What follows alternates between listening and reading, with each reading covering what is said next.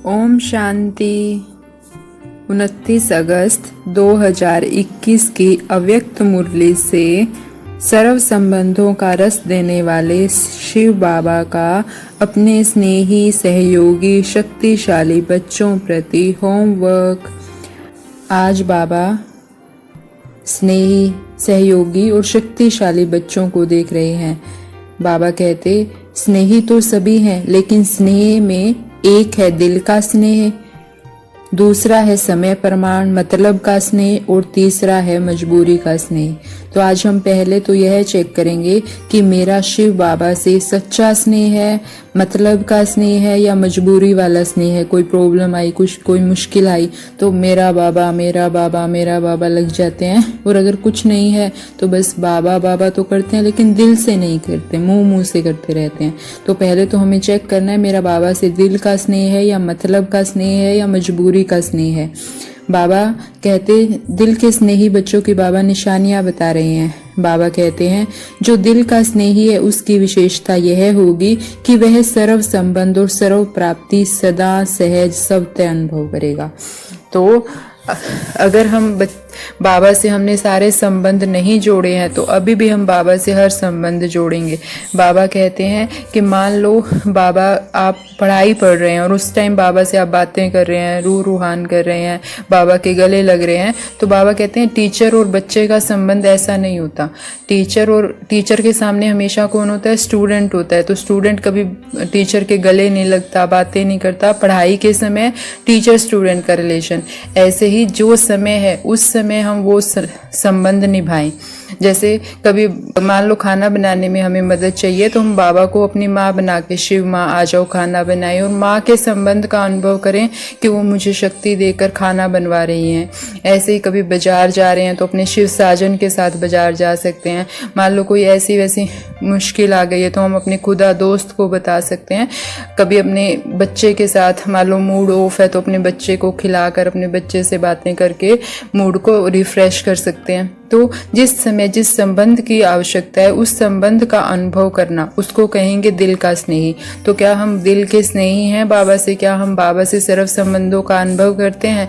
क्योंकि हम भक्ति से गाते आए हैं, तुम ही हो माता पिता, तुम ही हो बंधु सखा, तुम ही हो। तो हमें उन संबंधों का अनुभव करना है। कभी बाबा को भाई बना लें, कभी बाबा को साजन बना लें। जिस काम में जिस संबंध की जरूरत है उसी संबंध से बाबा के साथ जुड़ जाएं। लेकिन बाबा ने कहा हर संबंध का अनुभव करने के लिए बुद्धि स्वच्छ महीन चाहिए, बेहद की बुद्धि चाहिए, दिव्य बुद्धि चाहिए, सूक्ष्म बुद्धि चाहिए। तो हम आज सारा दिन बाबा के साथ किसी ना किसी संबंध में काम करेंगे। ऑफिस का काम कर रहे हैं तो अपने भाई के साथ कर सकते हैं, अपने दोस्त खुदा दोस्त, शिव दोस्त के साथ कर सकते हैं। तो ऐसे हम हर संबंध का बाबा के साथ अनुभव करेंगे। आज बाबा ने हमें ये भी कहा कि तुम बेफिक्र बादशाह बनकर रहो। बाबा ने तुम्हें ऑफर किया कि सारी फिक्र में मुझे दे दो। बाबा कहते हैं जब बाप को जिम्मेवारी दे दी तो फिक्र किस बात का? जब अपने ऊपर जिम्मेवारी रखते हो तो फिक्र होता है क्या होगा, कैसे होगा। और जब बाप के हवाले कर दिया तो फिक्र किसको होनी चाहिए? बाप को या आपको? और बाप तो सागर है, उसमें फिक्र रहेगा ही नहीं। तो बाप भी बेफिक्र और बच्चे भी बेफिक्र। तो आज हम ये भी चेक करेंगे।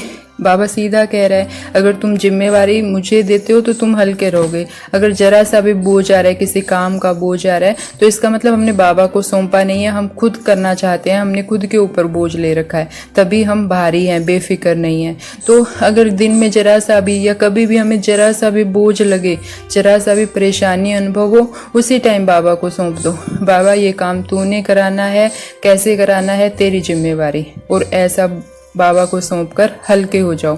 क्योंकि बाबा बार बार कहते हैं कि बच्चे अपने सारे बोझ मुझे दे दो। बच्चे मैं बैठा हूँ ना, तो सारे बोझ बाबा को, अगर संकल्प भी बुरे आ रहे हैं, टेंशन के आ रहे हैं, तो वो भी बाबा को सौंप दो। बाबा ये सारे संकल्प तू रख, तुझे अर्पण, और हल्के हो जाओ। इसका तरीका भी बाबा बता रहे हैं कि कैसे हम हल्के होंगे। तो जो भी कर्म करो, कर्म करने के पहले यह सोचो कि मैं ट्रस्टी हूँ। ट्रस्टी बहुत प्यार से कर्म करता है लेकिन बोझ नहीं होता। तो सब कुछ बाबा को सौंप के, बाबा तेरा घर, तेरा परिवार, मैं सिर्फ यहाँ पे निमित्त मात्र हूँ, मैं सिर्फ सेवाधारी हूँ, मैं सिर्फ निमित्त हूँ। तो ये सब बाबा आपका है, आपने कराना है, और हल्के हो जाओ। तो सारा दिन सम्मान रखेंगे। मेरा तो रिश्तेदार स्वयं भगवान है, मेरे सब संबंध भगवान से हैं, मैं बेफिक्र बादशाह हूँ।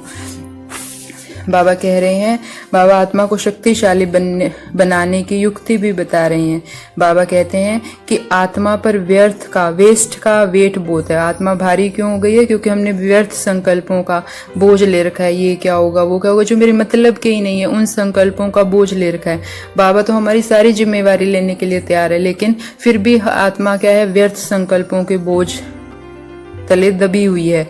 तो बाबा कहते हैं कि तुम व्यर्थ संकल्पों को नहीं सोचो, ज्ञान का मनन चिंतन करते रहो। जितना हम ज्ञान का मनन चिंतन करेंगे उतना ही क्या है, आत्मा की शक्ति बढ़ती जाएगी। तो सारा दिन हर रोज की मुरली से हम 2 पॉइंट 3 पॉइंट निकालें और उस पर मनन करें। जैसे आज की मुरली से हमने लिया, बाबा कह रहा है कि सारे संबंध मेरे साथ जोड़ लो। तो मैंने बाबा से सारे संबंध जोड़े हैं, मैंने बाबा को ये वाला रिश्तेदार बनाया है, मैंने बाबा को ये वाला रिश्तेदार बनाया है। अगर नहीं बनाया है तो मैं कैसे उनके साथ ये संबंध जोड़ूं? तो ऐसे हम मनन कर सकते हैं। ठीक, जैसे अभी बाबा ने कहा कि व्यर्थ सारी जिम्मेवारियां मुझे दे दो, तो क्या मैंने सारी जिम्मेवारियां बाबा को दे दी? कौन कौन से काम में मैं भारी होता हूँ, इसका मतलब वो जिम्मेवारी मैंने बाबा को नहीं सौंपी है। तो ऐसे सारा दिन मुरली से 2 पॉइंट 3 पॉइंट निकाल, जब जितना हम उनका मनन करेंगे, जितना हम उनके बारे में सोचेंगे कि ये कैसे होगा, ये कैसे मैं बाबा के साथ कैसे जुड़ूं, तो हमारी शक्ति बढ़ती जाएगी। बाबा के साथ सदा बिजी रहने वाले विजयी पांडवों को ओम शांति। शुक्रिया बाबा।